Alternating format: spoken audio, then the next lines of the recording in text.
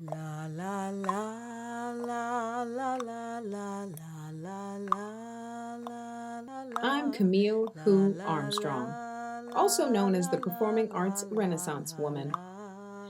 For la over la 40 la years, la I've lived and la breathed la creativity la la as a performer, educator, consultant, and coach. I've had the honor of guiding students, mentoring parents, and raising children of my own, all while building a life rooted in purpose, passion, and love. Whether I'm in a classroom, on a stage, or behind the scenes, my heart has always been for the next generation, and I believe it all begins at home with the people who raise them. This series is for you. Whether you're expecting, learning as you go, or parenting for the second or even third time around, I'm here to share the insights, tools, and real talk I've gathered over 4 decades of hands on experience.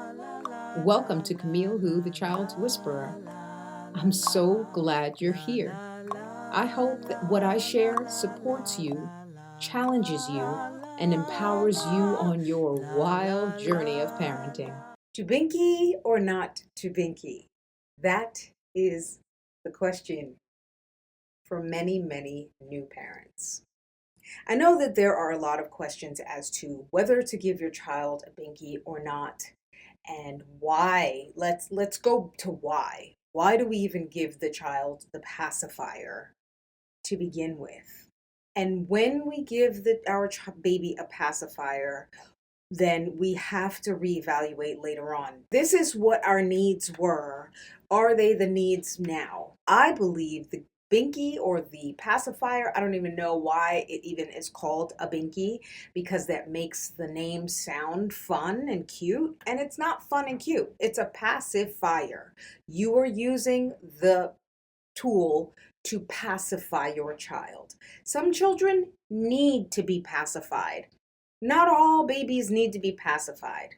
A lot of times, when a baby is nursing and you don't really know the amount of milk that they are getting, and so when they're born, they start to nurse. Sometimes the milk is not expressing right away, and they just need more, and so they're just not satisfied. And moms are tired, exhausted, and so we want to give mom a little bit of a break because then the baby just needs to be soothed a bit and needs to be pacified. Most times, babies will actually kind of grow out of it unless the parent just keeps on giving the binky or the pacifier to the baby. In which case, you are now teaching your child, training your child to want this tool and to need the tool. I've heard the saying, sugar is a gateway drug. Sugar is addictive. And so is a pacifier. When we do not train our children to not need the pacifier, then they are going to develop dependence. Now, I get it.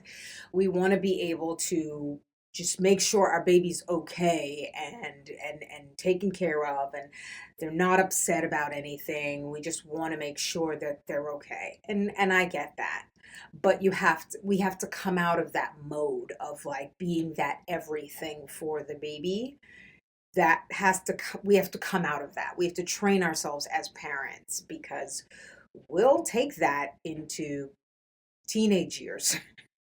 Washing our children's clothes when they should be washing their own clothes, folding their clothes when they should be folding their own clothes, cleaning their room when they should be cleaning their own room. There are so many different stages in your child's life that, and in your parenting, that you're gonna have to train yourself out of. You're gonna be like, okay, this is a new time.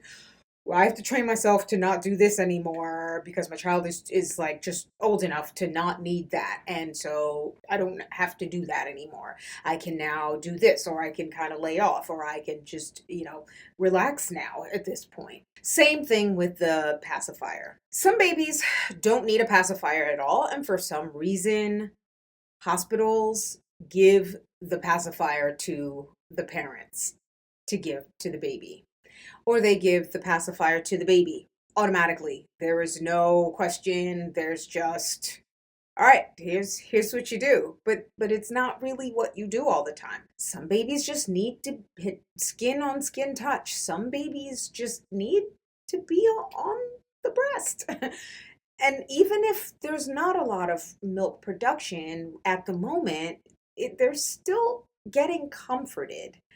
And that's something that is a lot easier to break out of if you are mindful of it. There are many different children, different kinds of children, many different kinds of children that I've cared for. Some things change, some things never change. And as a human being, we need to learn to soothe ourselves. It's called self-soothing. And I think the longer you take to stop nursing your child, the longer it takes for your child to self-soothe. Because at that point, are you really giving the baby? I know it's up for debate in certain cultures. They nurse longer. Certain cultures don't. I mean, it's all up for debate, and it's all, everyone has their own opinions on it. And I believe, like, what's your reasoning? Are you still nursing because you feel like your child does not know how to feed themselves at age 3 and 4?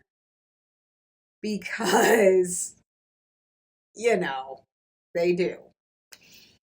And if it's the case of just, I want them to still have the nutrition, then pump and put it in the freezer. And now your child has that milk. Some people are against cow milk. I get it. But you want your child to have dairy. You want your child to have to be honest, it's the best milk ever, right? Giving a human child human milk, you get all the good stuff. I mean, you even prolong your life that way. I'm totally pro nursing. I just am totally pro transitioning out of different stages of a child's life, of a baby's life, of a parent's life, of a parent's journey. And so there are times to reevaluate where you are, what you need, what your baby needs, and to make adjustments accordingly. So back to the conversation of Binky or pacifier. I grew up calling it a pacifier.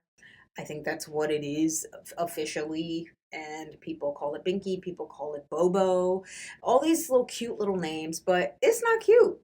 It is not cute.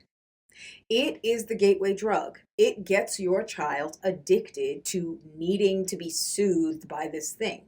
And so what happens is, okay, maybe they need it at infancy, and they are now transitioning into a time where they're sitting up, they're holding things like some Cheerios, and they can start putting it in their mouth. So in that case, they don't need a pacifier anymore. They don't need to be pacified. They can get around. They can entertain themselves. They can get a toy. They can play with it. They can crawl around. They can creep around.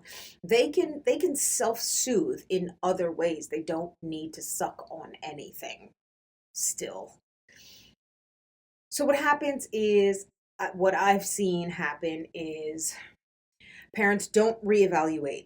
They don't go, okay, is this, we needed it for this particular reason or for these reasons.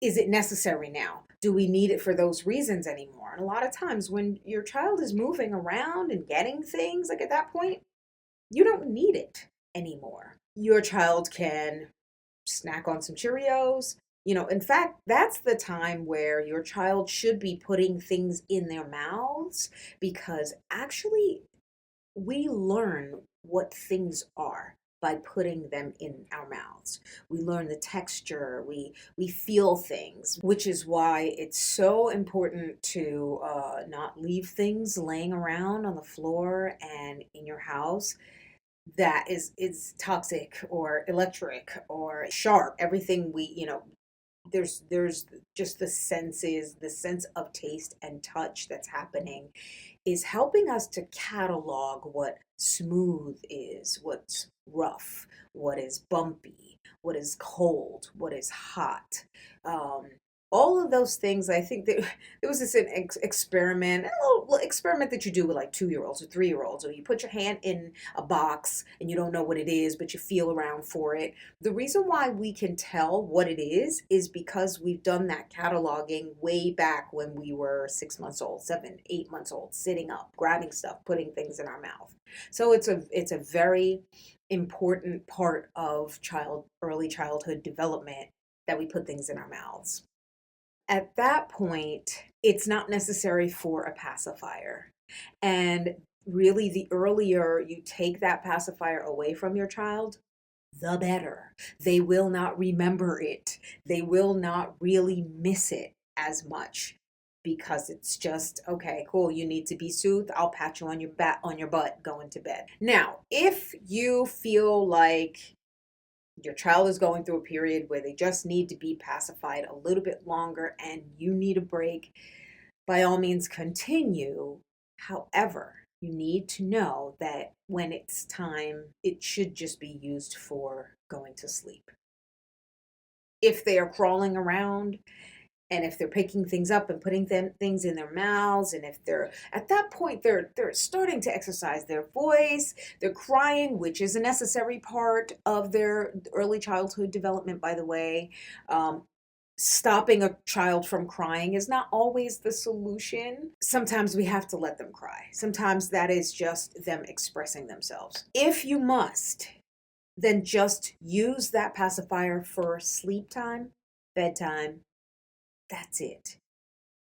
Do not use it, carry it around, bring it around, put it in their and put it in their mouths for like while they're crawling around and doing all kinds of like, because at that point then it's a part of their training, right? Whatever is every day is a part of their training. So they're training to be dependent on that pacifier. It's our fault. As adults, we are supposed to know better. So it's good to just reevaluate in when you come into stages, and stages change so quickly in that first year of early childhood development. It's really, really important every month, every 2 months, to just reevaluate. Okay, do we need this? Why did we need this? Do we need it anymore? What was the purpose, right? Can we now change the program? We can change the program. Your child will get used to it. Goodness, we get used to it. It's when we get older, then it's harder for us to change. Like, I'm going to share my own child. I know that I set standards way before I even had children. I remember talking to my friends and we were talking, just talking about things like, oh, how many children you want? And do you want children? You want kids? And things like that. We would have conversations like that. I remember us seeing 4-year-olds and 3-year-olds walking around with a pacifier in their mouths and being like, that just does not look right. That just doesn't seem right. Your child is supposed to be talking at this point. Why is their mouth plugged up with a pacifier? I would never allow my child to get to the point of walking around. At that point, they should be exercising their chewing muscles, which are their talking muscles. If they continue to suck on a pacifier, it ruins their teeth. It ruins their ability to talk. Not completely ruins it, but it impairs their talking, their speech greatly, because they're not exercising the chewing muscles. They're not exercising the talking muscles. That's the chewing muscles. They are exercising the sucking muscles for longer than they need to be exercising their sucking muscles. So then they get used to it. Now they're addicted to it. Now it's really hard for parents to take that pacifier away from their child.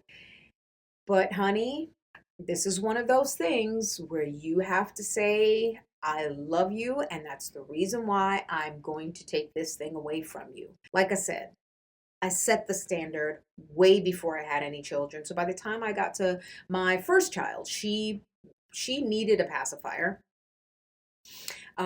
because she was a preemie, and at some point I had to leave the hospital. So, and she was still in the hospital in the incubator, so she was not around me all the time. And so she needed that soothing. But of course I'd already set that standard, like, oh, ain't no way my child is going to be walking around talking with a pacifier in their mouths. This is not going to happen. So then just time flies, so I get it. Before you know it, it's 8 months. My daughter's 8 months old. She's sitting up. She's been sitting up, and she's standing, pulling herself up to stand now in her crib. And I was like, oh my gosh, oh no, no, no, no. She still has this pacifier. Granted, she wasn't using it. I don't remember her using it for any other reason except for going to sleep. Yeah, I think it was just going to sleep, because when I took it away from her, I had to help her sleep. And that was it. Like, she didn't need it any other time. At that point, she's now practicing sounds and early speech at that point. I just remember it being 8 months and being like, holy moly, she got the skill of pulling herself up to stand in the crib. We need to take this Binky out. I mean, this pacifier out of her mouth. Like, take that habit away from her. It literally took 7 days. And that is how long it takes. It takes 7 days, guys. 7 days to commit to a crying baby. Parenting is not for the faint of heart. You have to know that there's going to be difficult times. You have to know that there's going to be times where you have to say no to your child for the sake of their safety and for their lives. Okay? And it's really because you love them. There's times you'll have to draw boundaries. There's times you'll have to make rules against things that they're going to hate you for. Not even hate you. They're not even going to hate you. They're just going to be like, ah! They'll complain about it. But then later on, trust me, they will just go, you know what? I'm so glad you did that. To this day, I still get thank yous from my children that say, I get thank yous, I get gratitude, I get, oh my goodness, Mom, I'm so glad that you did this, because this child that I was taking care of, because a lot of my children, actually all my children are really good with kids and have cared for children. So they'll say, this child, XYZ, or they'll say, this, my friend, they just depend on their parent for everything. Like, they can't do anything for themselves. This is what it turns into. And so many times I get thank yous from my children. They're like, I'm so glad you taught us to work for what we wanted. I'm so glad you drew boundaries. I'm so glad you had rules. I'm so glad you didn't make things easy for us all the time. I'm glad you made us do things for ourselves. You made us independent. I'm so glad. Like, I get thank yous all the time. They won't hate you. They'll probably be like, what in the world are you doing? Yeah, for 7 days. That's it. And usually most children by 3-4 days, they're getting the program. They're like, all right, it's looking like I ain't gonna get this thing again. And really, if you just leave it for sleep time, that's literally all the time that the only time you're going to be needing it for anyway. So when it's time to take that Binky away, throw them away, guys. Burn them things. When it's time to take the Binky away, when it's time to take the pacifier away, you really are just with them during nap time, during bedtime. Pat them on the butt, rock them on the butt, rock the butt, and let them rock, rock, rock, rock until they fall asleep. My daughter, she cried. She cried every time it was time to go to nap and every time it was time to go to bed at night. And literally 7 days and it was done. She was no longer crying. She got the program. She's like, all right, okay, night-night. At that point, of course, she was 8 months, so she wasn't saying night-night. But at that point, she got the program. 7 days is all it takes to create a new habit. When it comes to a pacifier, when it comes to just anything in our lives, Knowledge of that thing is very beneficial. If we know enough about a thing, then we can use the thing in a beneficial way. If we don't know about a thing, if we don't know why we're doing a thing, if we don't know why we're using a thing, then what's inevitable is abuse. So when you're using a pacifier and you don't know why you're using that pacifier and you don't know the purpose of a pacifier, you are at risk of abusing it or teaching your child to abuse it. This is called addiction. And you're training your baby's brain to need this thing, have a dependence upon this thing. And so, what then? You take the pacifier away. Finally, when they're 3 or they're 4 years old, now they need something else to take the place of it because the addiction mentality has already begun. It's already begun. And then it turns into something else, into something else. So, to Binky or not to Binky, some children don't need it. Don't even bother giving it to them. Some babies need it for the reasons why I mentioned earlier. After about 6 months, take it away. Go through a couple days of maybe they'll just need some soothing going to sleep. If you need a break and they need to get to sleep, then okay, fine. But by the time they are crawling around and pulling themselves up to stand, it is time to take that pacifier away from them. And like, at that point, they shouldn't even have it during the day. They should have it at nap time and at bedtime at night. That's it. And and sometimes, like in my case, 8 months went by. I looked up, it's 8 months. And I'm like, oh my gosh, hold up, wait a minute. I get it, right? Time flies and you don't even realize that this thing has been happening. It's so a part of your program that you don't realize that it's that much time has gone by. Stop. Reevaluate why you need it, what you need it for, what did you do. Are we really in that same place that we were then when we actually needed it? Then it needs to stop. It's going to benefit you in so many ways. Your child will learn to self-soothe. Your child will not have the early addiction mentality. And honestly, it takes 7 days, just 7 days. If your child just has to cry and you have to be there for them just to get them to sleep, what's it going to hurt? You get to be close to your child. You get to spend that time with your baby. You now don't have to buy a bunch of pacifiers to have around the house in case you lose one. Come on, people. I am Camille, who the Child Whisperer, and I am out of here. Thank you so much for watching this episode of Camille, who the Child Whisperer. A heartfelt thank you to the generous supporters of the Books and Beyond campaign. This series wouldn't be possible without you. If you're a new or expecting parent, I created Better Parent, Better Future just for you. I empower first-time parents to embrace a positive mindset and navigate those early parenting years with confidence and joy. Click the link in the description to learn more or to find out how we can work together. Until next time, keep showing up, keep growing, and keep leading with love.